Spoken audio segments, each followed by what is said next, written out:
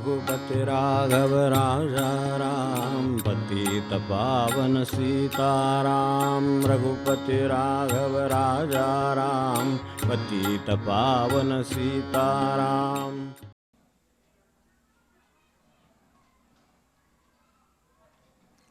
गुरु म्हणजे सूक्ष्म जे आहे त्याचा परिचय करून देणारी व्यवस्था. तेव्हा ती जर व्यवस्था आपल्याला कळायची असली तर आपल्याकडे सूक्ष्मतेची निदान जिज्ञासा लागते. मन सगळं स्थूलात, सगळ्या व्यवहार स्थूलात, प्रपंच स्थूलात, जन्मजन्मी काय जगत आलो ते स्थूलात. मग आता हे जर सगळं असंच स्थूलातलं आहे तर मग त्या सूक्ष्माची ओळख कशी व्हायची? खरं त्याच्यासाठी ती व्यवस्था आहे. तर निर्मिली असे गुरुपद व्यवस्था त्याचे म्हटलं आहे विश्वात अवघ्या. तर ही सगळ्या विश्वात गुरुपद व्यवस्था आहे. पानांची सळसळ आहे. ऐकू यायची असली तर त्यासाठी पूर्वतयारी म्हणजे मला स्वतःला, मला काही झाड लावावं लागत नाही, मला काही वारा सोडावा लागत नाही, मला काही पान सळसळावं लागत नाही. मला स्वतःला शांत असावं लागतं. मी शांत असेल तर पानाची सळसळ ऐकू येते. आता ती नव्यानं निर्माण होत नाही, फक्त माझ्यामध्ये चित्तात उतरायला किंवा कळायला, समजून घ्यायला किंवा त्याचा उपयोग समजून घ्यायला फक्त मला स्वतःला शांत राहावं लागतं. म्हणजे एक प्रकारची पूर्वतयारी आहे. तर ती नसली तर काही उपयोग होत नाही. आणि ठिकाणी जाऊन जो उपयोग होत नाही, किंवा हे इतके महापुरुष आहेत, सत्पुरुष आहेत, पण उपयोग करून घेणारे तिथे असतानासुद्धा कमीच होते.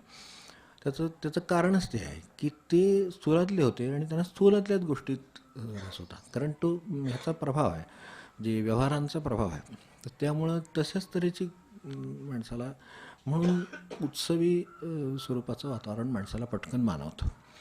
कुठेही गेलं तर उत्सवी वातावरण असेल. उत्सवी वातावरण म्हणजे त्यात सगळं आलं.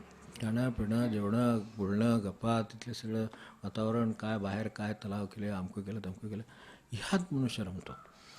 त्याच्याजवळ रमत नाही, कारण त्याच्याजवळ ह्यातलं काही नसतं. त्याच्याजवळ जे असतं ते आपल्यात आवडीचं नसतं. त्यामुळे ती अडचण निर्माण होते, लाभ का होत नाही. तर त्यासाठी यांनी जी तयारी केली त्याचं कारण ते आहे. तर मला शांत असलो तर जसं ऐकू येतं, झाडी झाडाची सळसळ. आता झाड काही गुरु नाही आहे का? त्याचं एक साधं लक्षण आहे. सहजपणे वारा सुटला तर सहजपणेच पानं हलतात. मुद्दाम हलायला जात नाहीत, वाऱ्याची अपेक्षा करीत नाहीत आणि आल्यावर हल्ल्याशिवाय राहत नाहीत. आता यात एक सहजता आहे. ती सहजता आहे, ती तशीच असली म्हणजे सगळं बरोबर होतं. माझ्या अपेक्षेप्रमाणे वाऱ्यानं सुटावं, माझ्या अपेक्षेप्रमाणे मी जेव्हा मनात येईल तेव्हा पानं हलवावी, असं झाड काही कधी करीत नाही. तो गुरु आहे तो तेवढ्यासाठी की तो ते समजावून सांगून देतो. हे सहज आहे. आणि सहजपणे राहिलं तर महाराज म्हणजे ना, सहजतेच सगळा परमार्थ आहे. आपल्याला वचनं गेलेली आहेत. तर सहजतेच सगळा परमार्थ आहे, पण सहज असावं. म्हणजे त्या अर्थाने मुद्दाम सहज रागवावं, सहज बोलावं असं नाही. पण आला असेल तर येऊ देत. सहजपणे आलेला, पण सहजपणे गेलाही पाहिजे. त्याच्या पुढं असहजता आहे. डोक्यात ठेवला तर असहजता आहे, आला तर सहजता आहे. ठीक आहे, येऊ नये ही आणखीन चांगली अवस्था आहे. गुरुच्या सान्निध्यात जो राहील त्याला हळूहळू हे शांत होईलच. फक्त तेवढा काळ जावा लागतो. म्हणजे आपल्याकडे आपणच स्वयंपाकाला पातेले, ते काय जे असेल, काय कढई आहे ती आपणच गरम केलेली आहे. त्यामुळं आता ती चटकन उचलता येणार नाही. काहीतरी फडकं लागेल, त्याला काहीतरी हे लागेल. आणि त्यातूनही आपल्याला जर ती स्वतःच्याच हातानं उचलायची असेल तर ती थंड होईपर्यंत वाट बघावी लागते. ती साधी कढई थंड व्हायला जर वाट बघावी लागते तर चित्तशुद्ध व्हायला किती वाट बघावी लागेल. आता त्यामध्ये इथे काहीच करावं लागत नाही. आता काही स्वयंपाकवाले फार माहेर, त्याच्यात पाणी ओतून सगळ्यांना स्वयंपाक झाल्याचं डिक्लेअर करतात, ती गोष्ट वेगळी. ओके, पण ती नुसती शांत करून बाजूला ठेवलेली असली तर ती आपोआपच थंड होत जाते. कारण नैसर्गिकरित्या कढई थंड असते. ते नैसर्गिकरित्या चित्तशुद्धच असतात मुळात. पण आमच्या अपेक्षा, आमचे हे ते हेतू, ते हे काय किती गोष्टी त्याच्यात घालतो आम्ही, जगाच्या आवडी, अमकं तमकं ते सगळं घालून ते चित्ताचं काय केलेलं आहे जे काय, तर त्यामुळं ते जे तप्त झालेलं आहे ते चित्त शांत व्हायला, म्हणून ते त्यांच्या सदा संतांपाशी जावेळ ते जे स्वामी महाराजांनी जे म्हटलेलं आहे त्यांचे जवळही बैसावे. काही करायला लागत नाही. एका भजनात चित्त शांत होतं आपण बघतो. एक भजन चित्त शांतता देऊन जातं. आता भजन म्हटलं तर थोडा व्यवहाराचा स्पर्श त्याला आहे. काय सूर असेल, काय शब्द असेल, काय असेल ते असेल, पण त्याच्याबरोबर त्यात शांत करण्याची क्षमता पण आहे. ती क्षमता कळायला आपली पण तेवढी तयारी असेल, त्यांना तेवढं मिळालेलं असतं. म्हणून जवळ राहून सगळ्या गुरुच्या जवळ राहून सगळ्यांनाच सारखं मिळतं असं नाही. घेणाऱ्याची अवस्था कशी आहे त्यानुसार ते बदलतं. काही ब्रह्मानंद होऊन जातात, काही भाऊसाहेब होऊन जातात, काही तात्यासाहेब होऊन जातात. हे सगळं ठरलेलं आहे. हे कशामुळे की त्यांच्या चित्ताच्या फरकामुळे. नाहीतर अगदी प्रतोकोटींच्यापासून कितीतरी माणसं आहेत, त्यांना काही मिळालं नाही अशातला भाग नाही. त्यांनासुद्धा काही गोष्टी मिळाल्याच. महाराजांची निस्पृहता बघितली, त्यांचा तो त्याग बघितला, हे सगळं बघितल्याचा परिणाम त्यांच्या चित्तावर आहेच. ते घेऊनही आलेले आहेत, त्यांच्या चित्तावरही आहे. म्हणून त्यांना ते मोहराचं ताट दिलं तरीसुद्धा ते त्याला स्पर्श केला आणि घेऊन जावा म्हटले. सोन्याच्या मोहराचं ताट बाजूला सरकवायचं ही गोष्ट इतकी सोपी नाही. चुकून काय जाता जाता रस्त्यावर पडलं असलं तरी काय पडलं तर नाही ना म्हणून अंधुक अंधार असतो आता जाता, त्यावेळेला मनुष्य सहज खाली बघतो, त्याचं लक्ष जातं. चांदीचं नाही ना, सोन्याचं नाही ना, काय का असे ना, आपण रस्त्यानं चाललो आहे, आपल्याला घरी जायचं. मग ते असू दे ना तिथे. नाही पण कोणाच्या तरी हातात पडलं, आता आपल्या हातात पडून काय कल्याण होणार तेव्हा त्याच्या हातात पडू दे ना. पण तसं चित्त करीत नाही काम, ते त्याच्यात लक्ष घालतं. मग अमृताचं का तुम्ही हे केलं, तर अमृतस्तु न आशा असती वित्तेन. कधीही जे समाधान आहे ते कधीही याने मिळणार नाही याची माझी पक्की खात्री आहे. त्यामुळे ह्याला हात लावला, तुम्ही केलं काम. आता त्यांनी एवढे दिवस हे सगळं सांगितलं होतं म्हणून त्यांना ते दिलं, ज्ञान दिलं. इतके दिवस काय तिरुपड केली, प्रवचनं केली म्हणून त्यांना ते दिलं होतं. त्याला हात लावला, त्यांनी ते देऊन टाकलं. हे तुम्हाला काय त्याचं करायचं असेल ते करा. आता इतके दिवस मी कष्ट घेतले, काय त्याचा काय संबंध नाही आहे. मी फक्त ब्रह्मनिरूपण काय ते करीत होतो, ते संपलं. आता संपलं तर तुम्ही दिलं ते काय तुमच्या बाजूनं, पण माझ्या बाजून मला काय, कारण याच्यातनं काही मिळणार नाही हे मला माहिती आहे. ही सुद्धा तयारी तिथं राहूनच झालेली आहे, प्रत्यक्ष बघून झालेली आहे. महाराजांनी आलेल्या वस्तूतली वस्तू एक सांगितलं होतं, आपल्याला आठवत असेल की ज्या गावात गेलं त्या गावात जे आलं ते त्या गावात संपून पुढच्या गावाला जायचं आहे. काय म्हणून हे वाटतं तत्व साधं, पण मिरजे स्टेशनवर नाही का ते टाकून बसले, खुर्ची टाकून, काय काय आलं आहे, किती राहिले, सगळं ते असेल ते भोजन घाला, लोकांना जेवायला घाला, लोकांना वस्तू द्या, सगळं करून, आणि बरोबर असलेली मंडळी मागं काहीतरी ठेवतातच.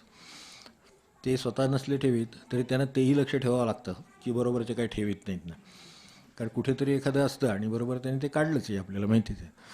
ती भरजरी कफनी आहे, तुम्हाला होईल म्हणून मला होईल म्हणून मागे ठेवायचं काही कारण नाही. रामदाता आहे, समर्थ आहे, आणि जे आहे ते पुरेसं आहे.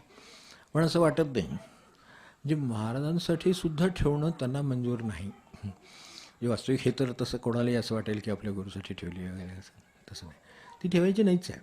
तेव्हा इथे आता काय जमलं आहे, एवढं जमलं आहे. आता समोर ते बसले तरी सुद्धा जमावायचं. पूर्वीपासून हा प्रघात आहे, आणि ही एक चांगली संस्कृती होती त्या काळात. ते समोर असं कोणी सत्पुरुष दिसला, देवळात गेलं तर एवढे तांदूळ, सुपारी आणि तो पैसा असं ठेवणारी माणसं आपल्या आई तरी किंवा कोणीतरी आजी तरी बघितली असेल की नाही.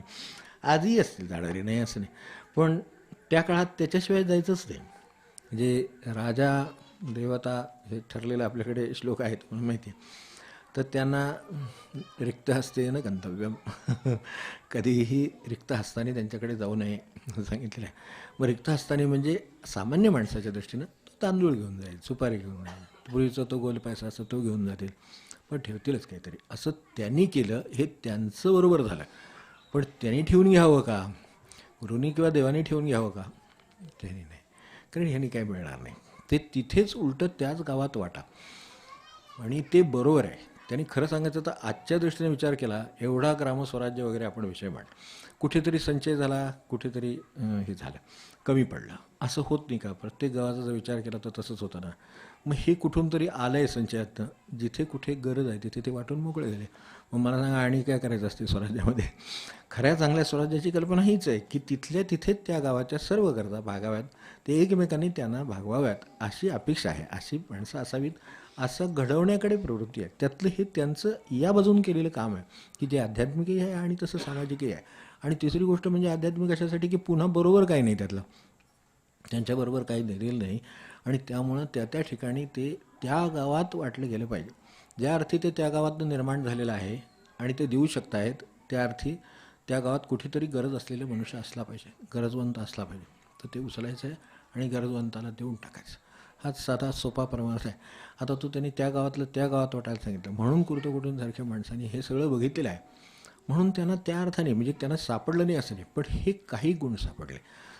जे ब्रह्मानंदांसारख्यांना सापडलं किंवा जे या भाऊसाहेबांना सापडलं, एकदा महाराजांच्या कानावर घातलं. आता काय विचार करायचा त्याचा? त्यांना काळजी सोडता येत होती. कसं असेल? काळजी कशी सोडता येईल माणसाला ना, की त्यांच्या कानावर घातल्यावर काही असं. आता ते तात्यांचं जसं ते मुलीच्या लग्नाची काळजी नाही का लागली, मुलीचे लग्न व्हायचं हे बरोबर आहे, पण काळजी लागायचं काय कारण आहे? या दोनमध्ये सूक्ष्म फरक आहे आणि तो सूक्ष्म शिकायला गुरुकडे जावं.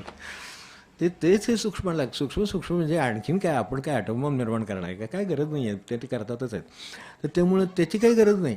हे सूक्ष्म आहे ते शोधताना भौतिकात जसं हे सूक्ष्म सापडलं, की जे सूक्ष्म सर्वात सामर्थ्यवान आहे हे कळलं. ज्यावेळेला सूक्ष्म शोधलं त्यावेळेला अशी कल्पना नव्हती, ज्यावेळेला अणू शोधला त्यावेळेला ही काही कल्पना नव्हती की काहीतरी विस्फोट होईल. तसं नव्हतं. ते शोधताना लक्षात आलं की जितकं सूक्ष्म होत जातं तितकी शक्ती वाढत जाते. असं करता करता सूक्ष्माचं विभाजन झाल्यानंतर परमाणू आणि मग त्याचं विभाजन झाल्यावर आता ह्याच्यात प्रचंड शक्ती आहे. वापरावी कशी हा वेगळा प्रश्न आहे. म्हणून अणूची ऊर्जा पण आहे, अणूने विनाश पण आहे. तेव्हा लक्षात आलं की अरे हे सूक्ष्मात शक्ती आहे. तेव्हा आता ते सूक्ष्मात शक्ती आहे ते तिकडून सापडलं, इथं आधीच सापडलेलं आहे. आपल्यामध्ये जे सूक्ष्म आहे त्याच्यामध्ये शक्ती आहे. तर ते जे सूक्ष्म आहे त्याच्यातलीशी परिचय करून देणं आणि त्याचे हे वरवरचे भाग. आता असणं, मुलगी असणं, कोणाचं का असणं, मुलगी असली काय मुलीचीच लग्नाची काळजी लागते असा आजचा काळ राहिला नाही. आपल्याला चांगलं माहिती आहे मुलाच्या लग्नाची सुद्धा काळजी लागते. आणि काय ते आता आपण काय करावं काय कळत नाही. 30 वर्ष झाली, 32 झाली, 34 झाली, तो म्हणतो अजून आहे की वेळ एवढा. आता काय वेळ असायचा? आपल्याला नाही वेळ. आता आपली त्याची वेळ आपल्याला काळजी वाटते. बाबा एकदा याचं मार्गी लागलं म्हणजे बरं. मार्गी लागणार म्हणजे काय होणार ते माहिती असतात ना, पण तरीसुद्धा कुणावर तरी ठपका तरी ठेवता येईल असं माणूस पाहिजे. असं काय करतं तुझ्यामुळं हे झालं असं तरी म्हणायला कोणतरी पाहिजे ना. म्हणजे एकदा मोकळं झालं म्हणजे मी ह्या बाजून बोलतो. कारण काय होते, मुलीचं लग्न म्हणलं की ते माणसाचं हे होतं, त्याला अस्वस्थता आहे. तर तसं काय करायचं कारण नाही. तिचं ते घेऊन आले ते होईल, तसं त्याचं तो घेऊन आला तसं होईल नाही का. पण ते त्या जी काळजी आहे ती तिचा संबंध तात्यासाहेबांशी नाही. मग तुम्हाला काळजी नाही का वाटत? तर नाही. समोरून इकडे तिकडे घरात आता ती मुलगी आहे फिरणार, तर घरातल्या इकडून तिकडे गेली म्हणजे आठवण होते हे बघायचं आहे. आता घरातली आठवण होणं वेगळं कामाची आणि त्याची काळजी लागणं वेगळं. मला सांगा, कामाची एखाद्याला आठवण नसली तर त्याच्या हातून कामच व्हायचं नाही. म्हणजे तो व्यवहाराचा भाग आहे. त्यांनी सूक्ष्मचे भेद किती व्यवस्थित करून दिले आहे की आठवण असणं पाहिजे. बरोबर आहे. आठवण असेल तर मनुष्याचं लक्ष असतं. काय मुलगी असेल, मुलगा असो, कुठे काय आहे का, कोण आहे का, आला गेला का, आणि चौकशी केली तर त्याचं काय ते बघायचं. हे बरोबर आहे सगळं. जे आठवणीत त्यांचं काय म्हणणं नाहीच आहे, काळजीत म्हणणं आहे. आता आपल्याला आठवण म्हणजे काळजी आणि काळजी म्हणजे आठवणच वाटते. हा फरक सांगायला गुरु ते सूक्ष्म दाखवून देतात की ह्यामध्ये फरक आहे, काळजीचं कारण नाही. आता रात्री 11 वाजता 12 वाजता त्या मुलीच्या लग्नाची काळजी करून काय उपयोग आहे? ओके नाही का त्यावेळेस आता काही करणार आहे का? आता कुठे जाणार आहे का? काय फोन करायचा आहे का? काय करायचं? काय करायचं? सकाळी उठल्यावर काय करायचं ते करावं. त्यानंतर पाहता येईल ना काय होईल ते. तसं होत नाही. म्हणून गुरुकडे जाऊन सूक्ष्म शिकतात. सूक्ष्म कळावं यासाठी आता ते तर सूक्ष्मातच वावरतात मुळामध्ये. पण ते सूक्ष्माचा व्यवहार म्हणजे अर्थात म्हणले केला सूक्ष्माचा व्यवहार हा सूक्ष्माचा व्यवहार आहे. व्यवहारामध्ये काळजीला भगवंत असताना काळजीला कारण नाही. खरं सांगायचं तर भगवंत आहे, आपण भगवंताचे आहोत आणि आपण तो प्रयत्न करतो आहोत. जर समजा कमी पडत असो तो प्रयत्न करतो आहोत. एवढं केल्यानंतर आणखीन काय काळजी करायचं कारण नाही. काळजी करायचं काय, आपण जे करून ठेवले त्यांनी काळजी करायची वेळ येते माणसावर. बाकी काय खरं सांगायचं तर भगवंताच्या राज्यात काही काळजीचं कुठं कारण नाही. पाऊस पडतो आहे, मागं पडेल, पुढे पडेल, तो त्याचं तो बरोबर काय करायचं ते करतो आहे. आम्ही जे त्यात काय बिघाड केले असतील किंवा आमचे काही कर्तृत्व असतील तर ती आड येतात.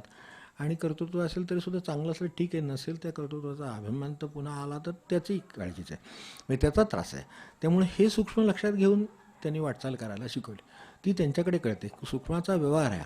आता तात्यासाहेबांचं जे म्हटलं हा सूक्ष्म मुळात काय आहे, काळजी सूक्ष्म आहे. हा तर लग्न तर व्यवहाराचा विषय आहे. तेव्हा त्या मुलीचं लग्न हा व्यवहाराचा विषय, मुलाचं लग्न हा व्यवहाराचा विषय. तर त्या व्यवहाराच्या विषयाबद्दल त्यांनी केला सूक्ष्माचा व्यवहार. आता व्यवहारामध्ये हे सूक्ष्म आणलं त्यांनी, त्यातली काळजी सूक्ष्म ती बाजूला करून टाकली. ह्याची गरज नाही, हे करण्याची गरज आहे. आता ते बरोबर आहे ना, प्रारब्ध आहे त्याप्रमाणे ते करायला पाहिजे. मग करायला पाहिजे म्हणजे प्रारब्ध आपल्या हातात थोडंच आहे. एक तर आपल्या कर्तृत्वाने करावं, नसेल तर प्रावधाव सोपून द्यावं. प्रयत्न तर कोणालाही कुठल्याही बाजूला करायचेच आहेत. त्या सूक्ष्माचा व्यवहार करता करता ते आपलं कर्तव्यही करायला शिकवतात आणि ते संपलं की थांबायलाही शिकवतात. मनुष्य एखादा कर्तृत्व करतच राहिला म्हणजे करतच राहतो, तिथं थांबवण्याचा कार्यक्रम त्यांचा आहे. ह्याच्यापुढं काही करण्याची गरज नाही, तर काही करू नका. तर ह्यासाठी ही सूक्ष्माची तयारी ते त्यांच्याकडे जाऊन शिकता येतं. यासाठी पण आता त्यात काय आणायचं त्याचंच आहे ते. ही जी सगळी यादी आहे, मायामोह, पितृमोह, म्हणजे वास्तविक माता आपल्याकडे तर शास्त्र म्हणते मातृदेवोभव सर्वात आधी. त्यात सुद्धा क्रमात सुद्धा वडिलांच्या आधी आईला नमस्कार करायला सांगितलं. मातृदेवोभव, मग पितृदेवोभव. नमस्कार करताना सुद्धा कमी जास्त हे होऊ दिलं नाही, क्रम त्याचा बिघडू दिलेला नाही. मातृदेवोभव, पितृदेवो, मग आचार्य देवोभव. मग ठीक. आता या क्रमाने जात चालला तर मनुष्य बरोबर जाणारच आहे. तो क्रम नाही राहिला म्हणून झाला तसं, ते व्यवहाराचं झालं. आता इथे मातृदेवोभव ह्याच्यानंतर ज्याला देव म्हणून आपण, आता समजा आपण मंदिरात गेलो, देवाला नमस्कार केला, काय मनापासून, काय आपण दत्त असू, दत्तगुरू असू देत, आणखीन काय असू देत, राम असू देत, काय असेल ते नमस्कार केला. आता त्या रामाची आपण काही काळजी करतो का? त्याचा काही आपल्याला लोभ वाटतो का? काही नाही. आपण नमस्कार केला आहे, आपली भावना अर्पण केली, काय कृतज्ञ राहिलो, बाबा देवा सांभाळस, असे सांभाळ, काय असेल ते मला स्मरण ठेव, माझ्या कर्तव्यात स्मरण राहू दे, हे जे काय सगळं आहे हे केलं. प्रार्थना केली, काय कोणाचा जप असला, कोणाचं काय असेल त्यांनी ते केलं.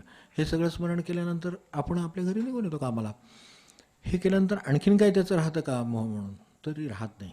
पण मायमोह, पितृमोह असे शब्द वापरले. म्हणजे विचार करायला पाहिजेच त्याचा, की अमुक एका पद्धतीनं आईनं राहिलं पाहिजे अशी माझी अपेक्षा असता कामा नये. आईनं कसं राहायचं ते, देवानं कसं राहायचं ते त्यानं ठरवायचं आहे ना. मातृदेवोभव म्हणल्यानं ती देवासारखी आहे ना, मग आईनं कसं राहायचं ते तिनं ठरवायचं. मी त्याच्यात काही हस्तक्षेप नाही करणार. मी म्हणे अपेक्षा सांगू शकतो, मनुष्य आईजवळ बोलू शकतो, बाबांजवळ बोलू शकतो, हे आहे. पण मायामोह, पितृमोह ह्याच्यातल्या मोहाचा भाग आहे तो सूक्ष्म आहे आणि तो बाजूला काढायला पाहिजे. माझं काम देवाला नमस्कार केलं, तसं आईला नमस्कार केलं, काम झालं. अलीकडे काय होतं, म्हणजे खूप हे लोक असे येतात आणि काय काय प्रश्न टाकतात आणि अडचणी आहेत त्यांना, बरोबर आहे. पण तरीसुद्धा अडचणी कशातनं निर्माण झाल्या? मी फार रिॲक्ट होते म्हणतात. काय नवीन निघालं, कोणा ठोक प्रकरण आहे, कशाला ही रिॲक्टच होत.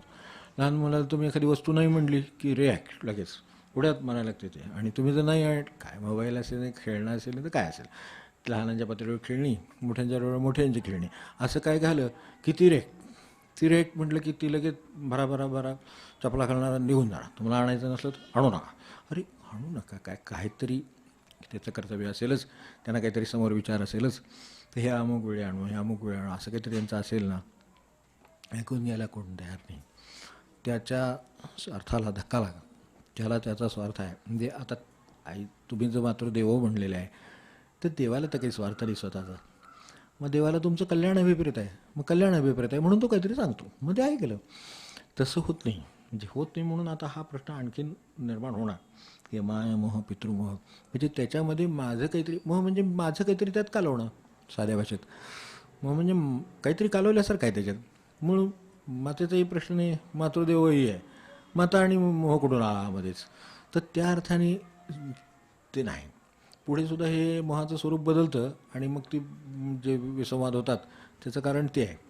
तसं नाही, ते त्या जागी उचितची तेच आहे, असंच आहे खरं.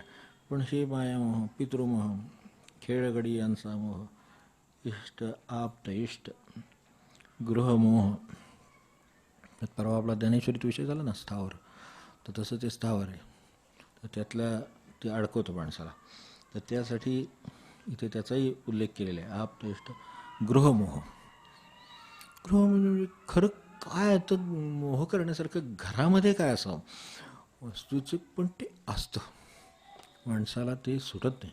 म्हणून त्याला स्थावरामध्ये घर, जमीन आणि घर असे दोन वस्तू सांगितलेल्या आहेत. मूळ जे त्याचा अर्थ आहे स्थावर याचा, त्याच्यातला तो मोह पडतोच माणसाला. कुठल्या गावी असलं आणि आपण राहत नसलो, काही संबंध नसला, तरीसुद्धा माणसाला असं वाटतं ते माझं आहे, ते कालवलं, माझं आहे.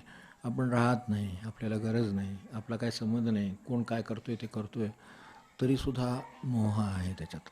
मोह आहे तो त्यांना चालत नाही, कारण मोह सूक्ष्म आहे आणि बांधणार आहे माणसाला. तर हे बांधणारं असेल तर ते नको. मग ते त्यांना ग्रहमोहसुद्धा नाही. आणि ग्रहमोह आणि सर्वात अगदी किचकट काय असेल तर शरीरमोह, सांडीला. शरीरमोहसुद्धा, कारण म्हणून तर माणसाला आजारपण नको, त्रास नको, हे सगळ्याची काळजी का वाटते? असं झालं तर काय होईल, तसं झालं तर काय होईल? खाताना पिताना मनुष्य विचार करीत नाही हं.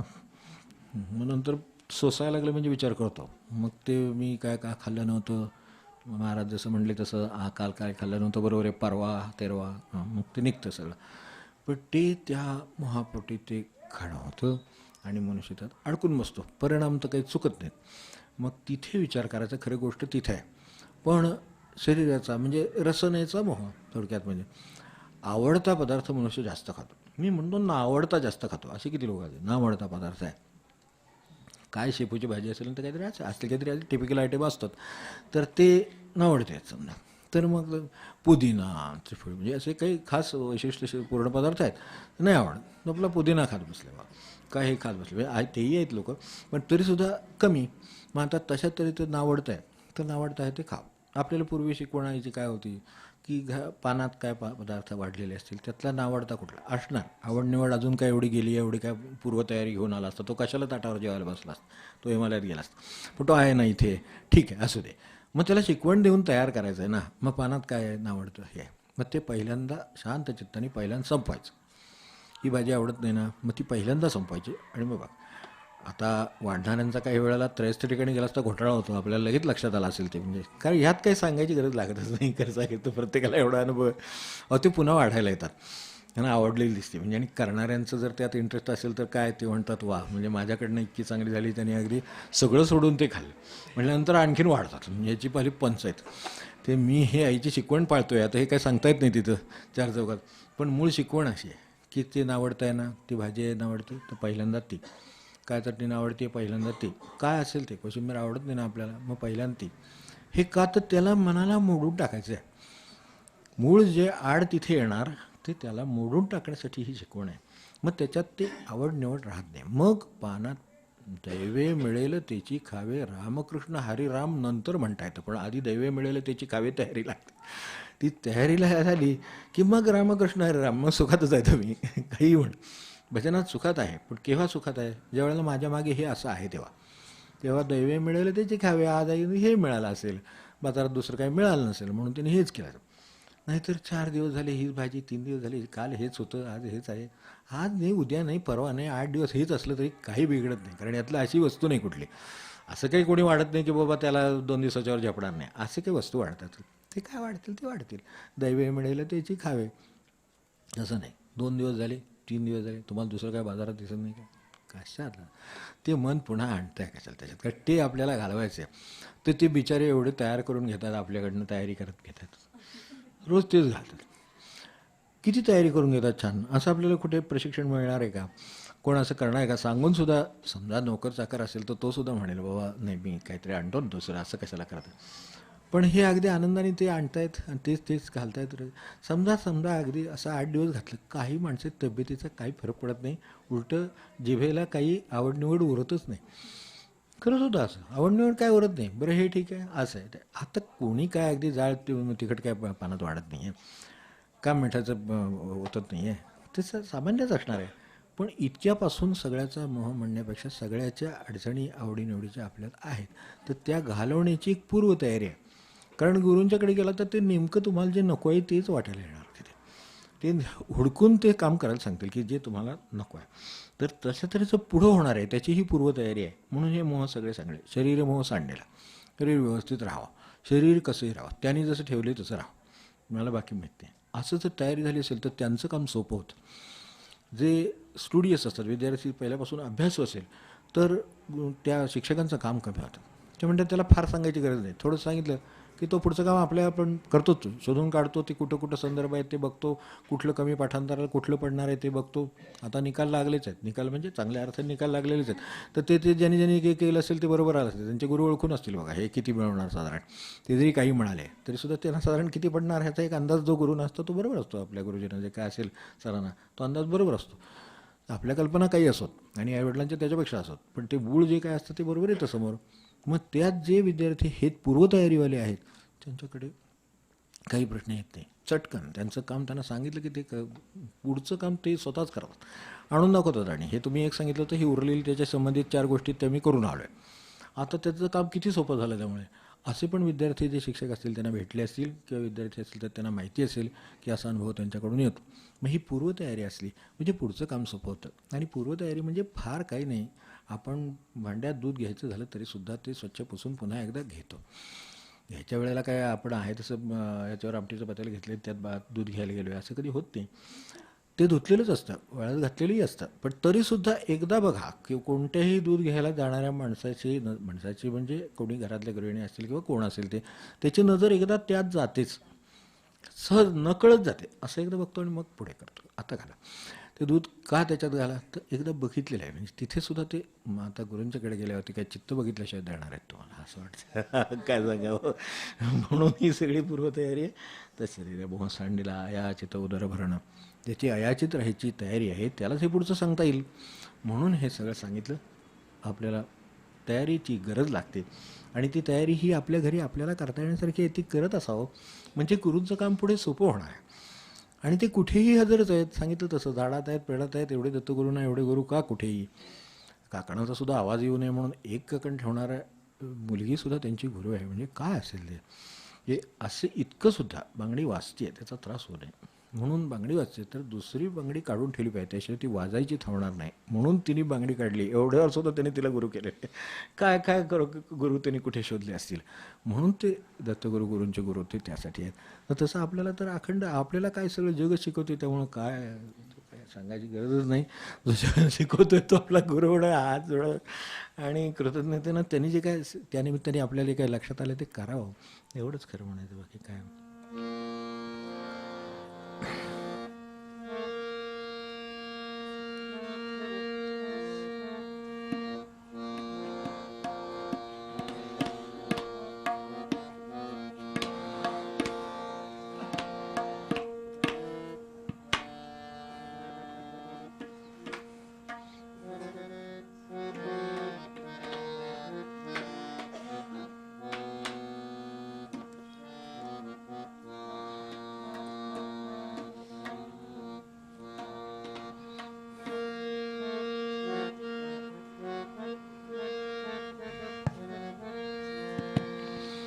पान 52 पद 44.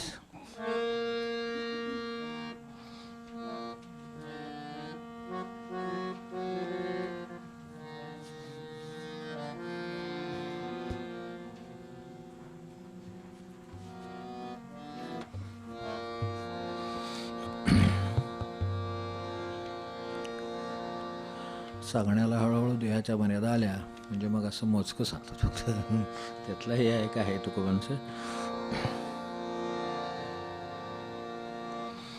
आता तरी पुढे हाची उपदेश, आता तरी पुढे हाची उपदेश, आता तरी पुढे हाची उपदेश.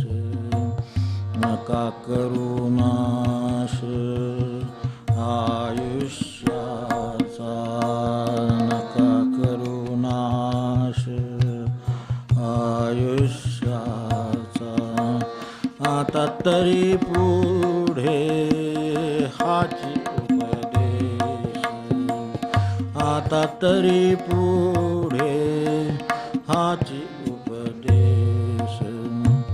सकळांच्या पाया माझे दंडवत, सकळांच्या पाया माझे दंडवत, माझे दंडवत.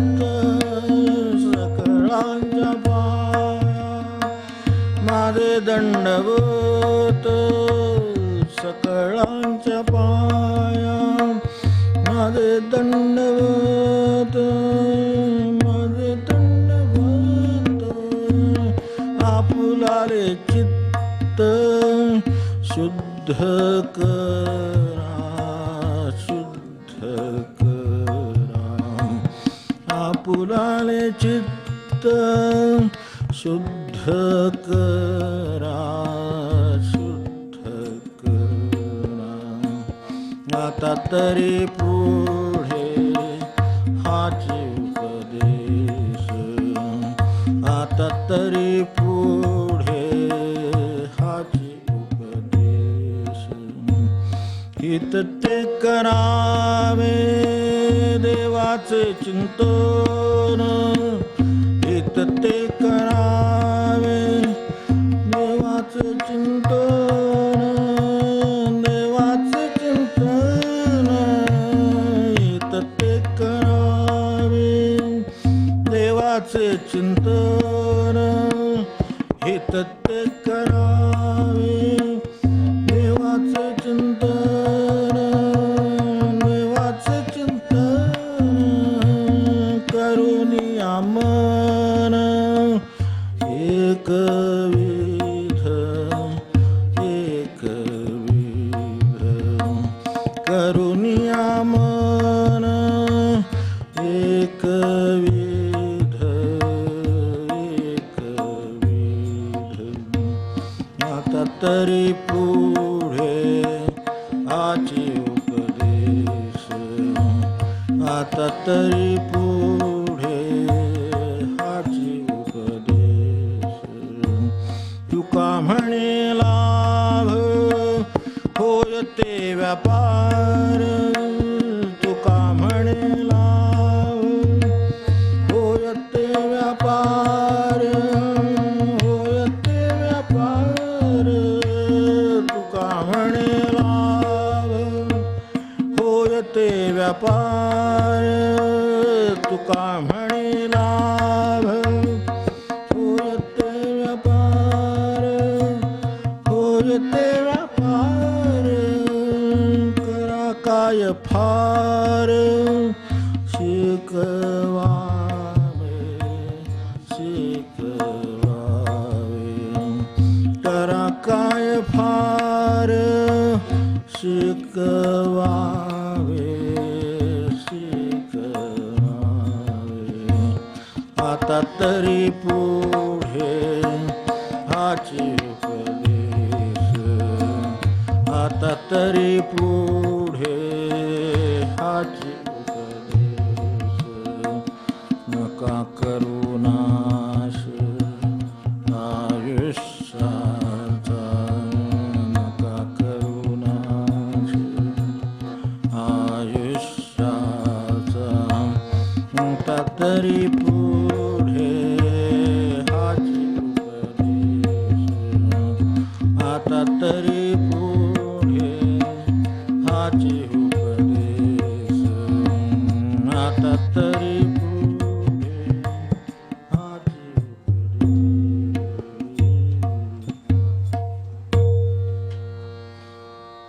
जानकी जीवन स्मरण